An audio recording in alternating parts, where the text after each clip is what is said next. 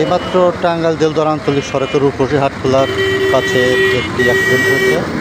এটি মূলত একটা মোটরসাইকেলের অটো সামনাসামনি সংঘর্ষ হয়েছে। এখানে অটো ড্রাইভার খুব দ্রুত আহত হয়েছে। এর আগেও ঠিক সেম এই জায়গাতে একটা অ্যাক্সিডেন্ট হয়ে এখান থেকে একটা অটো নিচে পড়ে গেছিলো, যে এখানে তখন একটা লোক মারা গেছিলো। সেম একই জায়গায় আজকেও সেই অ্যাক্সিডেন্টটা হলো। এখন ড্রাইভারকে হাসপাতালে পাঠানো হচ্ছে।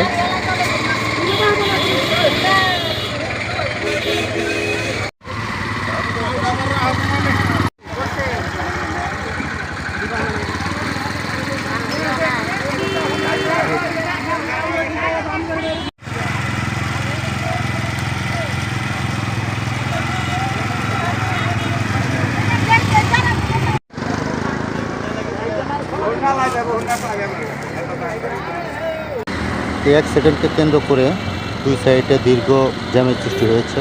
আজ হাটবার, এখানে প্রতি বুধবার হাটবার, যার জন্য আজকে গাড়ি চাপার একটু বেশি।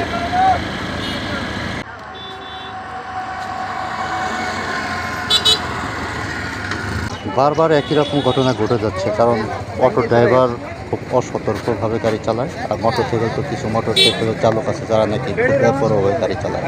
একদম ফাঁকা রোডটা ছিল, এর মধ্যেই অ্যাক্সিডেন্টটা ঘটেছে।